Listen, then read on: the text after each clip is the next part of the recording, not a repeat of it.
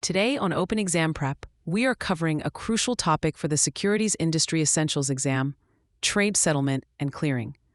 Understanding how a trade is finalized is fundamental, especially with the recent industry shift to a faster settlement cycle.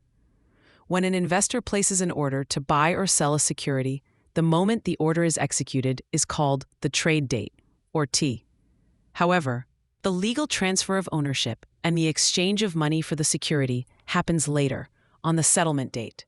For most securities, including corporate stocks, corporate bonds, municipal bonds, and exchange-traded funds, the settlement cycle is now T+1, meaning settlement occurs 1 business day after the trade date. So, if you buy a stock on a Monday, the trade settles on Tuesday. This accelerated timeline reduces counterparty risk and improves market efficiency. The exam will test your knowledge of these timelines directly. A common question might ask when a trade in a corporate bond settles. The answer is T+1. Where it gets tricky is with exceptions and related deadlines. While most securities are T+1, U.S. government securities and options also settle T+1.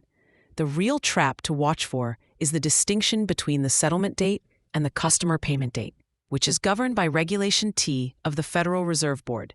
Regulation T states that a customer must pay for their securities within 2 business days of the settlement date. Since settlement is T+1, the payment date is actually T+3. An exam question might present a scenario asking when an investor must pay for a stock purchased on Monday. The answer is not Tuesday, the settlement date, but Thursday, which is T+3. Remembering that settlement is about the brokers settling with each other, while Regulation T is about the customer paying the broker, is key. So how does this all happen so efficiently? This is where the Depository Trust Clearing Corporation, or DTCC, comes in. The DTCC is the central clearinghouse for the U.S. financial markets. Think of it as a massive, neutral third party that sits in the middle of all trades. When a buy and sell order are matched, the information goes to the DTCC. The DTCC's clearing function confirms the details of the trade with both the buying and selling brokerage firms, ensuring they agree on the security, quantity, and price.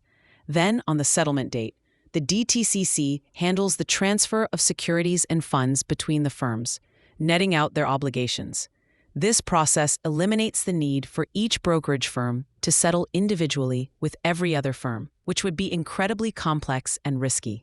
This centralized process leads to the modern system of ownership known as book entry.